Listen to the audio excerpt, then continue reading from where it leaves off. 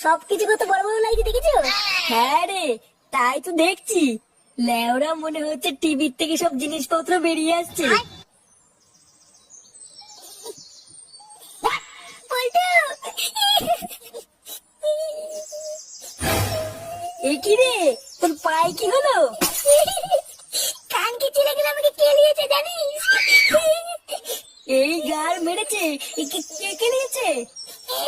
ওই যে বড়া, ওই বড়া ঝন্টু আর কালো মিলে আমাকে ধরে কেলিয়েছে।